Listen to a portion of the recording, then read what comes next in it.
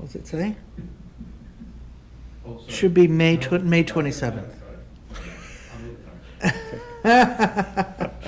Okay. Are there any errors or omissions? Seeing none, all in favor of the motion? Carried. Thank you. And we'll now have the site development plan agreement presented to us. The SPDA, which I guess is Site Plan Development Agreement. Agreement. Bylaw number 38, 2024 for the Maxville Manor. Welcome, Jacob. Thank you, Ms. Deputy Mayor. So I just want to again let council know there is no voting this evening. This presentation here, it's a site plan presentation, so they have not completed 100% their site plan application. It's going to be resubmitted to us within the next month or so, but they are kind of in a time crunch right now, so we're doing the site plan presentation at the planning meeting now. And council will see this file again at council meeting when we actually want to pass the bylaw. So that's why there's it's the presentation for the site plan bylaw, but the bylaw is not done yet because we have not received all the completed information. So this is really just for information purposes, for questioning by council or members of the public. So there's no voting at all this evening. Yeah, so as you mentioned, site plan development agreement. So the owner for this file, Maxville Manor. The agent, we've been discussing mostly through Nick Leblanc, who's the architect. They are down in Toronto, so it's all done via Zoom meetings. It's going very well with Nick. We're really easy to work with. Location for the manor, as you all know, 80 Mechanic Street West in Maxville, so that's the village of Maxville. Manor is just heading west towards Moose Creek on Mechanic Street. So that's another picture. So you all know where it is. Across the street, there's fields and mostly rural residential properties. The property is approximately 17.45 acres. On the east side, there are two other properties owned by the manor. The Glen Garden Village at 64 Mechanic Street and Village Center Apartments at 72. So these are the two properties that you see just east of that. We're only discussing the 80 Mechanic, so the larger manor building. And if some of you noticed, our mapping here is a little bit off. Well, you'll see it right there. So you see the house on the west side, 18080, is actually not on the manor's property. The line is not at the right spot. So just to mention it before, if anyone wonders, it's only for the manor's property, and you see the line that's right there. That's the creek. The property line ends just west of the creek before that house. So again, just to go back to that one, so south of that is the railway, and then there's the McEwen's property. So there are no residential. The village is not right adjacent to it or anything. So construction-wise, this is a little bit easier.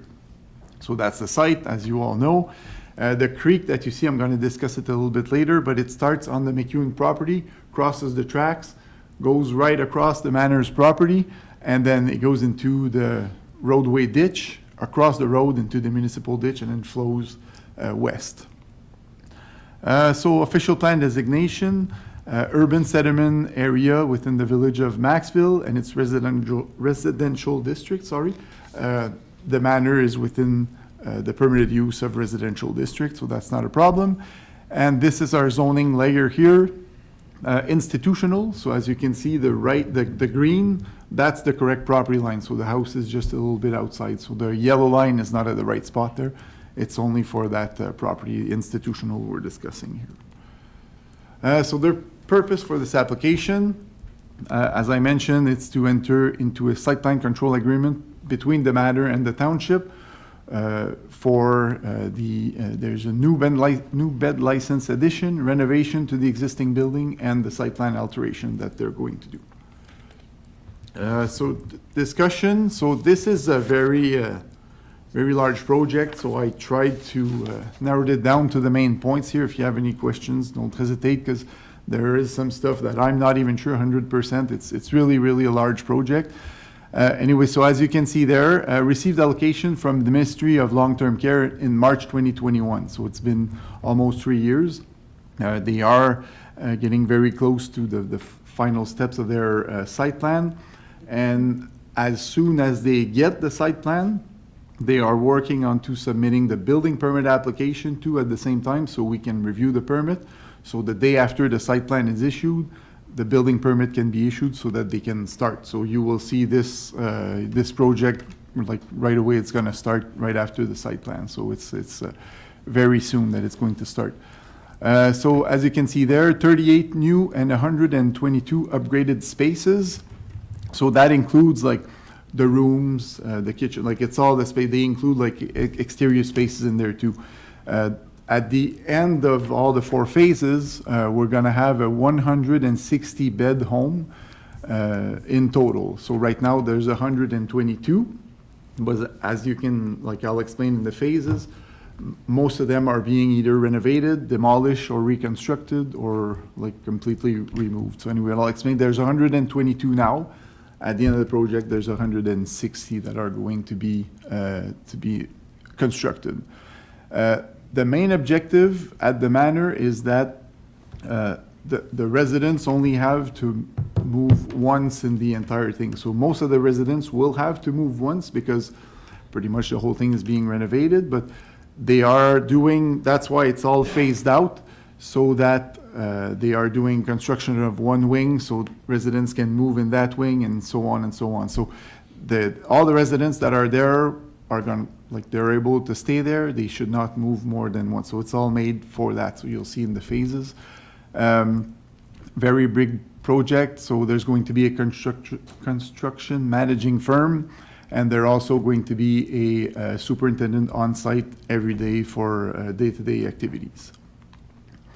So project is phased into 4 phases. I'll explain just after that. Emergency vehicle access will remain at all time, of course. So anything for ambulance, fire emergency department, police, that's all gonna be, like, it's going to be moved, but it's going to always be accessible for emergency services. Communication with all the emergency services will happen on the, like, every phase or on construction phase. Communication, will be provided to the neighbors. There's going to be some hoarding fence all around, some dust suppression. They're gonna water the road. There's going to be a dust mat at the entrance of the road. So it should be a pretty decent, smooth process during construction. So this is the existing site plan.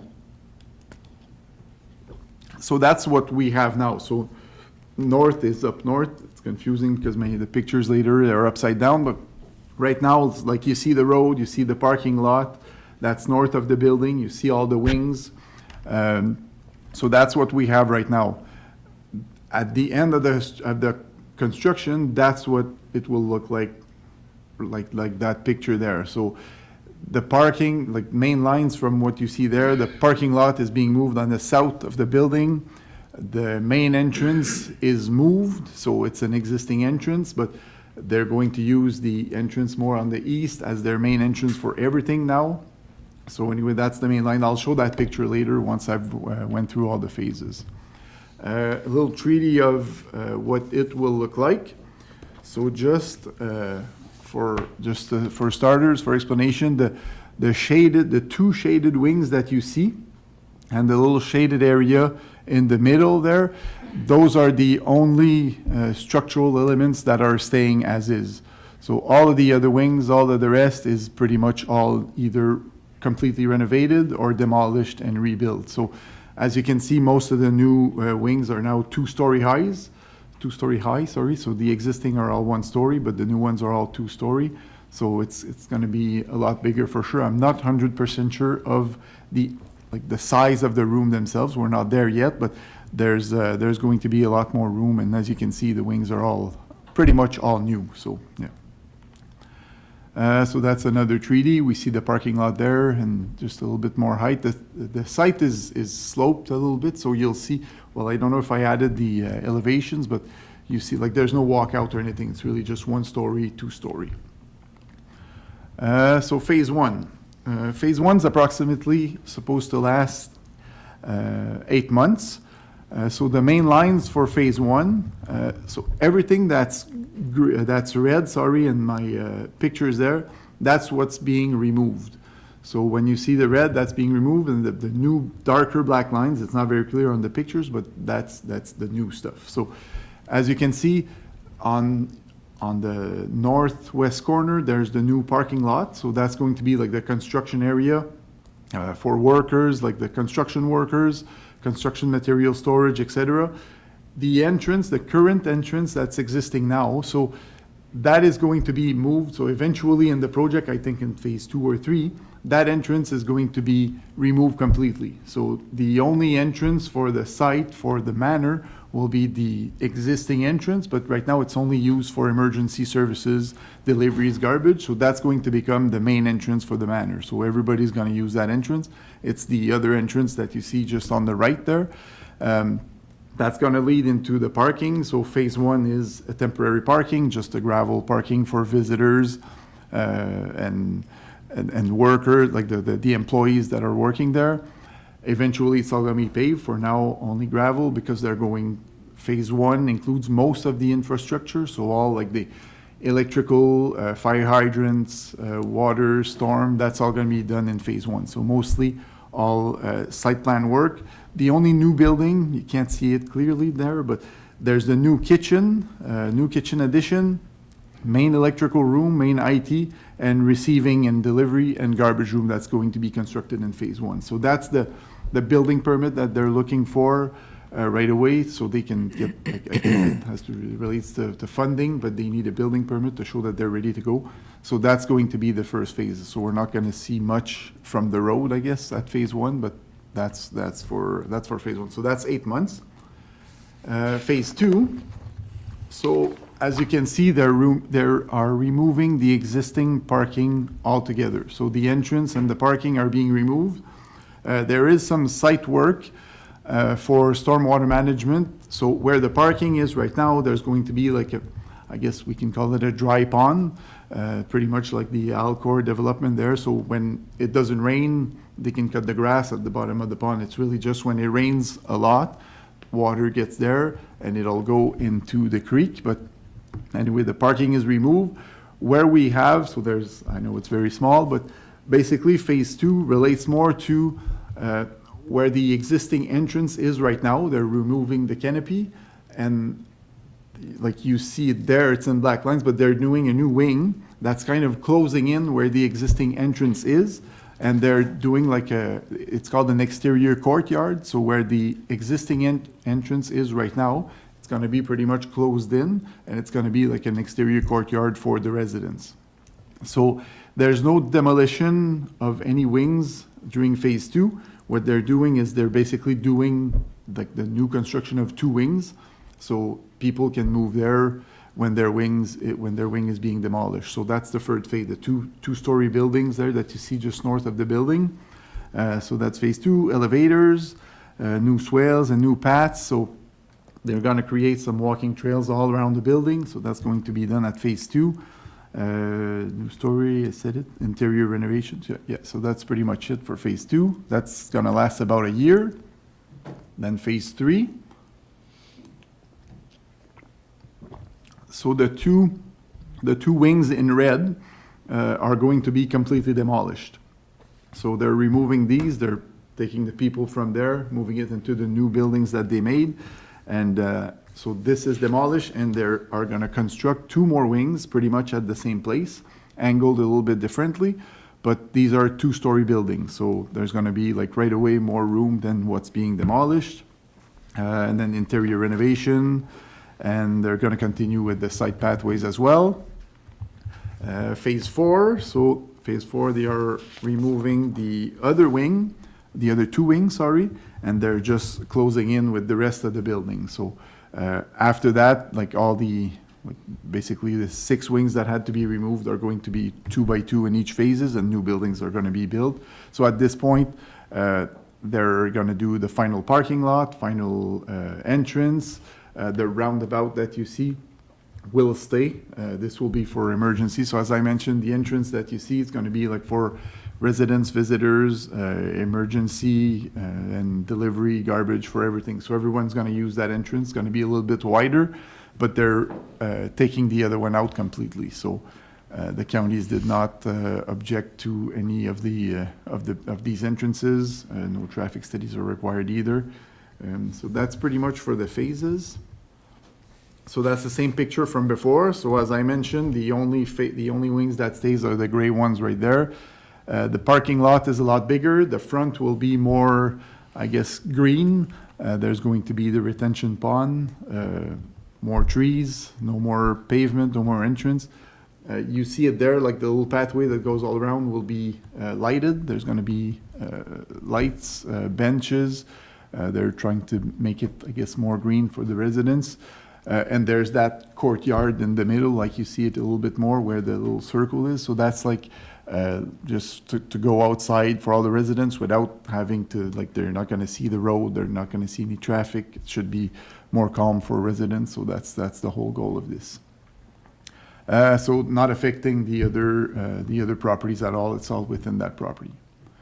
So that's just to show like what it will look like at the end of the day. So on your left-hand side, the bottom picture is their first floor. So that you see all the rooms that are there, and then the picture right above is like the second floor, but there are none right now. So it's just the roof that you see. And then on the right-hand side, on the bottom is going to be the main floor, and the picture on the top right corner is the second floor. So as you can see, that there's more rooms. The rooms appear to be larger as well. The hallways, so everything seems to be like a little bit bigger. It's the addition is quite big, so that's what it looked like at the end of the day. So they're adding 38 more rooms, I guess. So that's where it shows.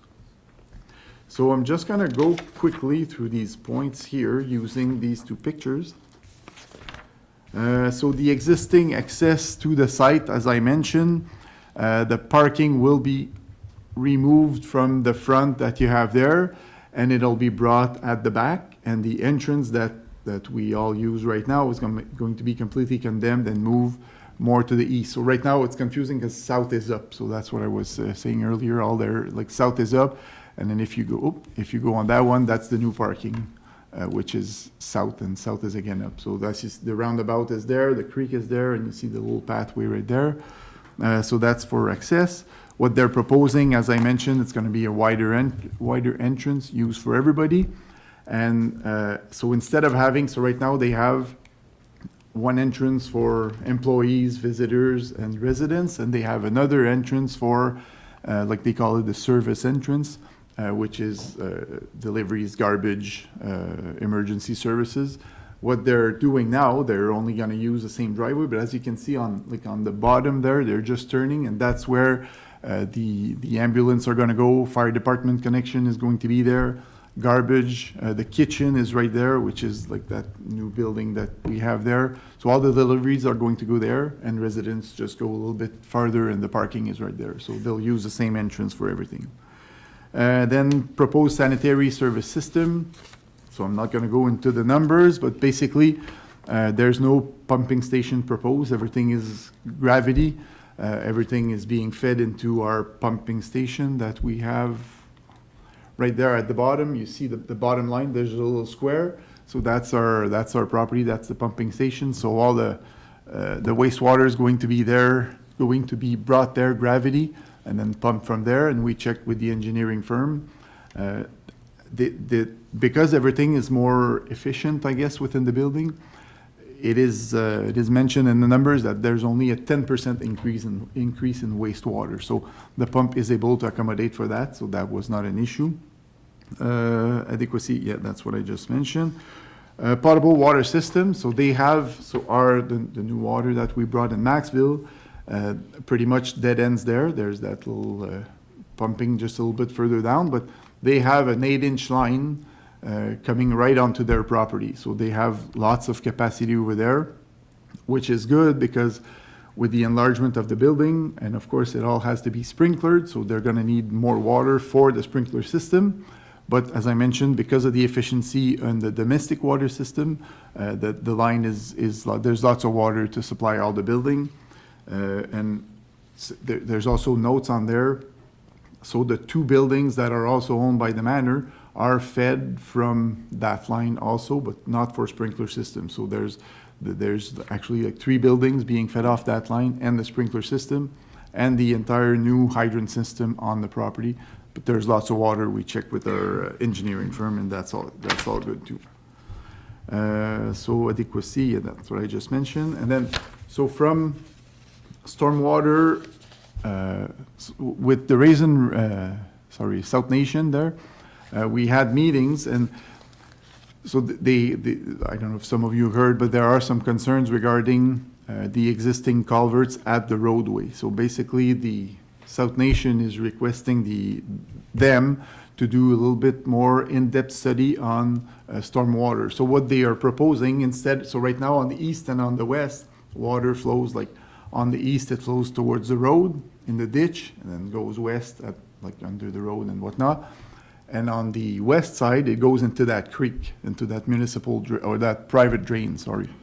So the private drain is not really an issue because the water was there and it's brought there as well. But with the new pond, like it's the big like S, that's the entire pond. So when it rains, because there's more impervious materials, like there's more pavement for the larger parking, the buildings are larger, so all the water is going to be directed into that pond. So when it rains, they just want to make sure that the pond is okay, but when it throws, like the water will be diverted onto that private creek. But when that private creek hits the municipal drain, they just want to make sure that at peak levels that can be accommodated. So they're gonna come back. That's the biggest issue that we still have to figure out before we do the final site plan, just to make sure if the municipal infrastructure can accommodate for the water being brought in from that private drain. So if you hear about it, that's the small issue we're having right now. But after that, there was, so just gonna mention hydro, so everything's going to be underground. Hydro, telecommunication, gas, that's all going to be underground. Garbage will not be an issue. It's a private contractor right now. It's going to be pretty much the same, but elsewhere. And noise, there's going to be noise from the construction, but the generator is being installed closer to the property line, but apparently more efficient and less noisy for the neighbors. So when it's all said and done, we should not have any issues either for noise or lighting on the building. It's all being done as per Ontario Building Code, so that should be all right. And yeah, that's it. Yeah, thank you, Mr. Mayor. Questions? Okay. Thank you, Jacob. Questions, comments? Go ahead, Gary. I'd just like to make a comment. On Wednesday, they're having an open house to discuss the redevelopment. So if anybody wants to attend, that Wednesday at 7 o'clock, 7 to 8, there's going to be some presentation and whatnot. If you want a more clear look at the project. Are you saying this wasn't clear or what? Just kidding. Okay, thank you, Councillor Martin. Anyone else? Go ahead, Councillor Martin. Just, I guess, question on procedurally what we're going to do. You said it'll come back to us and it'll be updated with more detail or finer detail, I guess. And Yeah, so but from like these, like the documents and everything there, we would probably be ready to go. So we can just add that. That's what I was explaining to Nick. So what we will end up doing if they're not ready, we're just going to add stormwater management as a condition in the site plan. So basically what you see there is what you're going to see, like the details that are still left to be done is not going to change any of that. So Okay. the site plan, everything that's not done, I'll just add them as conditions. And what council is going to see is the same, pretty much the same as we did for like Alexandria Molding. So it's a big bylaw, like 18 pages bylaw, all the fine prints and everything. Council will, like I can go through quickly through the presentation again and then sign the bylaw and then they're ready to go right after. So, Okay. and the main lines of the entire thing is done, though. There's not going to be any major changes. Okay, perfect. Thank you. Anybody else? Can you just let me know, Mike, if you're gonna read the whole 18 pages? I probably just want to make sure. We'll see how. Jacob, just a quick question for me. I'm not sure how information is shared with the public, especially the neighbors that will be, well, somewhat impacted by this construction. what kind of notice do they get of any of this? For, like, in this case, because the zoning was okay, official plan was okay, there was no, like, planning application. The only thing they had to do was that site plan.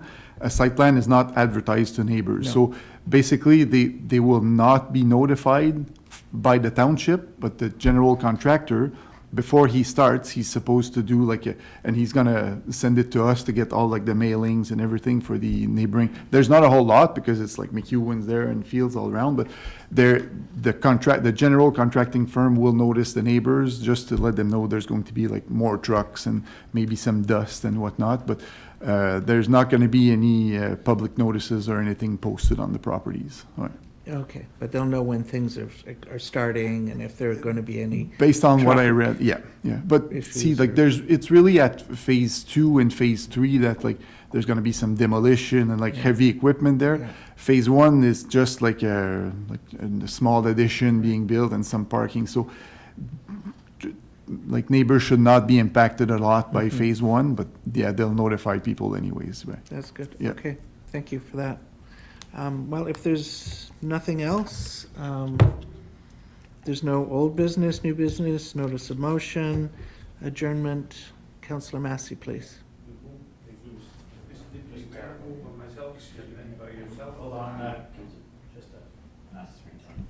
Oh, sorry. That's okay. Does anyone wish to speak in favor or against the application this evening? Second time, does anyone wish to speak in favor or against the application this evening? And a third and final time? I guess we're good to go. Councillor Massey, please Yeah. go ahead. Moved by myself, seconded by yourself. There be no further business to discuss. The public meeting of planning was adjourned at 6:02 PM. All in favor of the motion? Carried, thank you. Okay, thank you, Deputy Mayor, for taking. Meeting of council, and I'd ask everyone to please stand for the national anthem.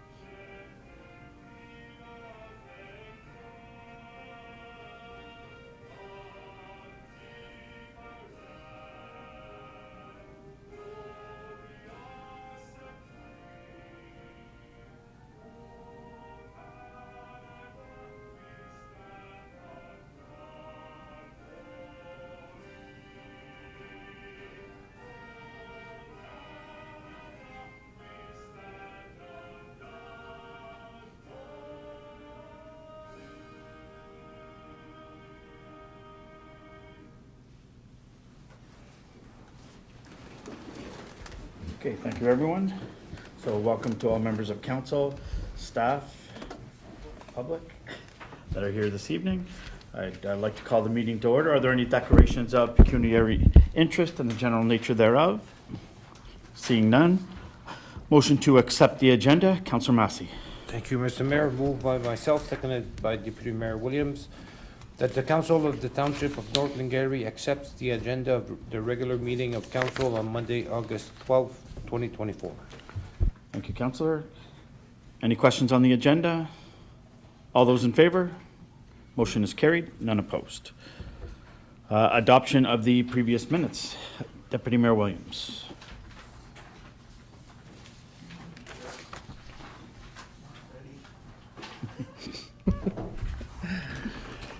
Thank you, Mr. Mayor. Moved by myself, seconded by Councillor Cadell, that the minutes of the following meetings be adopted as circulated. The regular meeting of council, July the 22nd, 2024. Okay, thank you. Any discussion on the minutes? All those in favor? Motion is carried, none opposed. And moving right into delegations, I'd like to welcome Ken Fraser from Welch LLP, Chartered Professional Accountants. Welcome, Ken. Good evening, everyone. It's good to see you all again. Hopefully, can I have a clicker? Hope you're all keeping well. I assume everybody's got a copy of the draft financial statements. I do have a short presentation which will kind of refer back to them, so we'll be going to go back and forth. Oh, yeah, you can click it. It'll Can I go. click it? Yeah, you can go. Should be able to. If not, okay, I can get it. Oh, now it's not. There we go. Perfect. That should be you. Let me know if it's not working. Okay, excellent. Okay, so let's get started. So status of the audit, we've basically completed the audit. There's only 2 items left to be cleared for us to release the final version of the financial statements on our letterhead. One is approval of the drafts by council resolution, hopefully tonight. And second is receipt of the representation letter signed by both the CAO and the treasurer. Once we have those 2 items, we can release the final copy. So I'll start into the page 3 and 4 is our independent auditor's report in accordance with CPA standards. It is a qualified opinion. We have 2 qualifications this year. One is an old one related to insurance proceeds receivable. We're unable to confirm those amounts. A new one is the asset retirement obligations. PSAB standards now require that the township evaluate asset retirement obligations for long-term tangible capital assets and determine whether there's a obligation once you retire that asset. The township is still reviewing this, so there's no provision set up in the financial statements. That's why we have a qualification. We're not sure if there's going to be an obligation or not. The township will probably have to hire an outside consultant to help them determine this amount. If you look at page 4 on the audited statements, it's dated today, which is the expected date of approval. Page 5 is our statement of financial position. It lists the financial assets, financial liabilities, non-financial assets, and accumulated surplus as at December 31st, 2023. So at that point in time, financial assets consist of cash, property taxes receivable, and accounts receivable. Totals $10,895,771. Financial assets include accounts payable, accrued liabilities, employee benefits payable, deferred revenue, accrued obligation for landfill and municipal debt. Totals $13,375,357. Net financial liabilities, for simplicity, it's just the first line less the second line, to give us $2,479,586. When we add the non-financial assets, which are primarily tangible capital assets, $80,990,349, we get our accumulated surplus.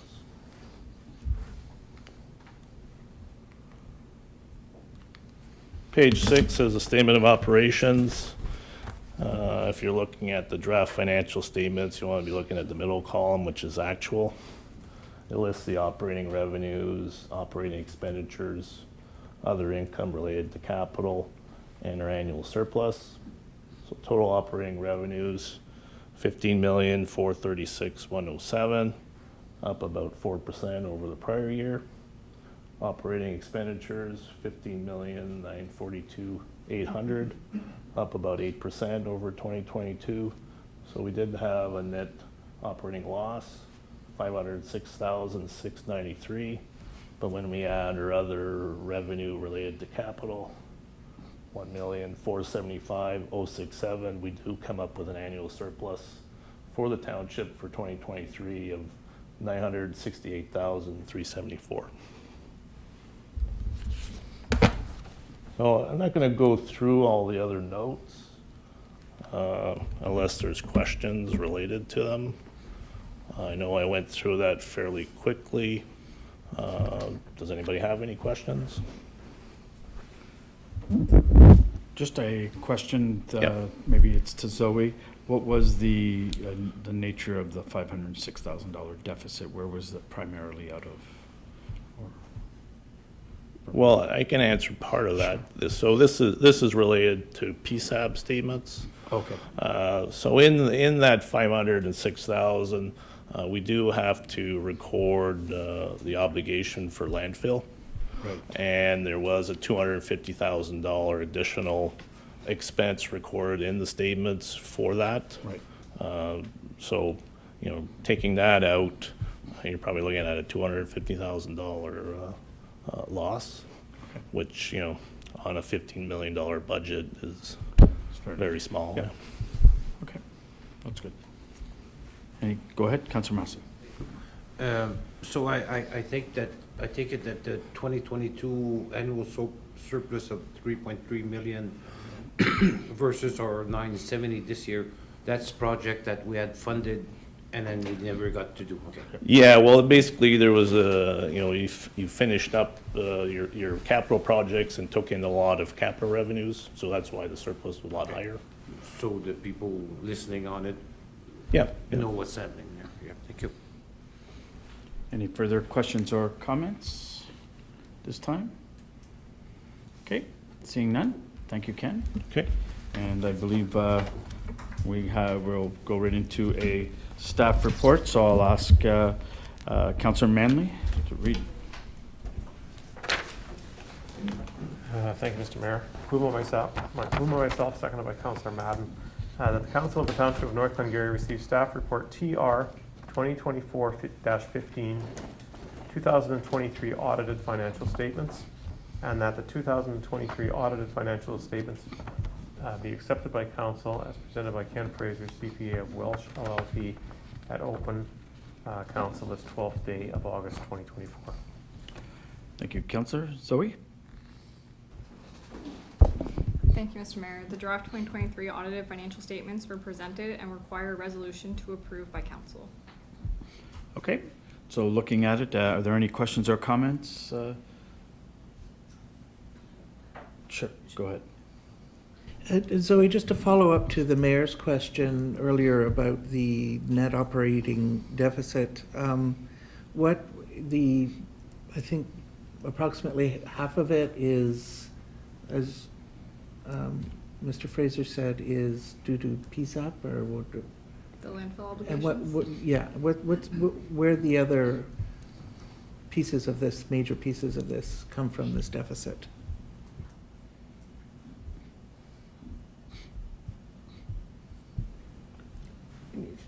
I can probably better speak to that. Unfortunately, the timing of which that staff got the financial statements didn't allow us to exactly look into much, since we just got them Friday, I believe. So certainly we can bring back a better report to council exactly where that may have happened. There could be some other PSAB adjustments, other adjustments that were done through some accruals or deferrals or things like that, that are certainly something that staff can explain to council. So what we'd like to do is have the opportunity to bring it back to council in September to have a better idea. We also do not have the management letter, which is also something that's missing from the audit. So we would like to also bring that back to council in camera in September. Management letter, as council's aware, is also a review of the internal policies of the staff. So we want to make sure that's fully vetted through staff, and then we can bring it to council and we can make some changes before the next audit starts, which is in November. So unfortunately, the timing of which we received the information didn't allow us to provide that, but certainly we can do that in September, not a problem. Okay, thank you very much. I do appreciate that. I think, it's important for us to have a better idea of, where we've landed and why. So thanks very much. Go ahead, Councillor Massey. Mr. Mayor, Zoe, as I was looking at the report from Mr. Fraser and like the total pages of the complete report, I thought of something, like QuickBooks, when you, like for Karma's comment, if you scroll over the deficit for the year or something, you click on it, then it would give you an explanation. You know what I mean? Like in the QuickBooks format, our expenses capital assets, and you get all that list. I don't know if it's something in the future that could be added to our reports, but like to Mr. Fraser's report, that was very simplified way to presenting it, but that we could, if we needed more substance, you click on the, whatever the line, and it would give us, I just thought of that this afternoon, so I thought I'd share it with the rest of you. Thank you.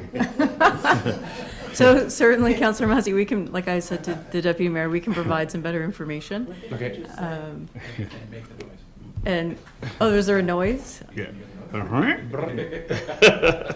Why doesn't, it's not really, it's Still something else. asking a little bit much, Councillor Massey. but- No, but you We'll know do what our I mean, best. like, Yes. yeah. Yes, more of a summary, the top 10, 20 Yeah. reasons why. Yeah, absolutely. Go ahead, Councillor Madden, if you put your microphone on. Thank you. Thank you, Mr. Mayor.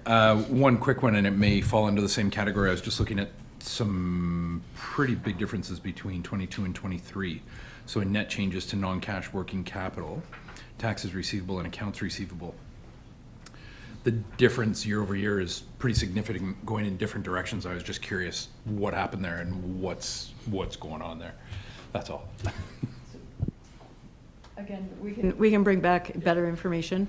Even for myself, just for councilors' information, like normally I have this at least a week or two in advance, and I'll go back and forth with the auditors to be able to say, what is this number? Why is this higher? Why is this lower? In conjunction with the treasurer. So unfortunately, again, we just didn't have the opportunity to do so. It's just the timing of which, being that the statements are already coming to council a good 3 or 4 months after they normally do, so. I can answer the question. Sure. The net working capital was increased because you collected the receivables from last year. There was large receivables due to projects that were undergoing, you collected the cash, so now instead of having a receivable, you have a large amount sitting in cash. Okay, good, thank you. Okay, any further questions or comments at this time? All those in favor of the motion? The motion is carried, none opposed.